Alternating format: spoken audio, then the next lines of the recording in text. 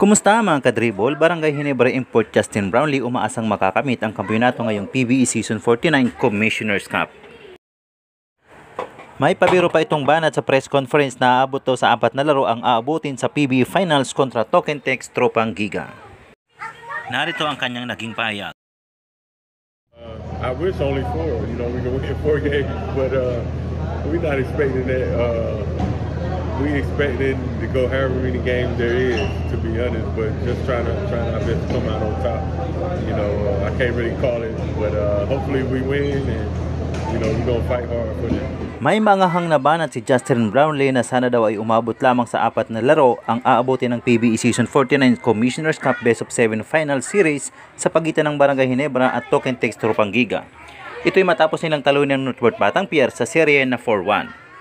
Handa na ang mas pinalakas na Barangay Ginebra na muling makatapat ang Token Tex Tropang Giga na wala ang veterans point guard at best point guard in Asia na si Jason Castro dahil sa tanimo nitong injury noong nakaharap nila ang Rain or Shine Elasto Painters.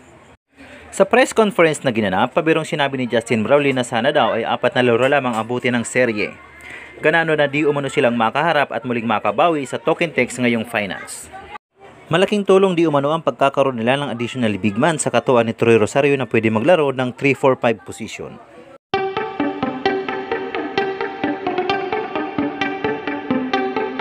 Kung inyong matatandaan mga kadribol ay magandang ipinakitang laro ni Troy Rosario sa series. In fact, naging best player pa ito, yun nga lang ay nagkaroon ito ng injury sa game nila kontra Northport Batang Pier. Pero inamin mismo ng Ginebra management na makakapaglaro ito sa finals. Tiniyak naman ni Justin Brownlee na gagawin nila ang never say die upang masunggit nila ang kampyonato. Mas pinalakas ngayon ang lineup ng Barangay Ginebra dahil sa pagbabalik ng kanilang mga key players na si Jamie Malonzo at Jeremiah Gray.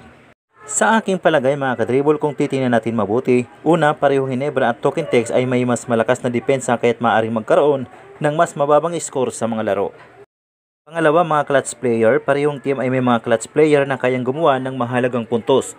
Sa Token Tex naman ay sina Arar Pogoy at Calivio Tana. Sa Ginebra naman Troy Rosario, RJ Abarientos, Stephen Holtz at ang pagbabalik ni Jamie Malonzo. Pangatlo, sa coaching staff, parehas na may magaling na coach, magkakatalo na lang talaga kung sino ang suswertehin sa Game 1. Kaabang-abang talaga ang Season 49 Commissioner's Cup Finals, kaya tutok lang mga kadribol. For more basketball update, pakisubscribe po ng aking channel at click nyo din po ang notification bell para updated po kayo sa balitang sports. Maraming salamat mga kadribol, hanggang sa muli.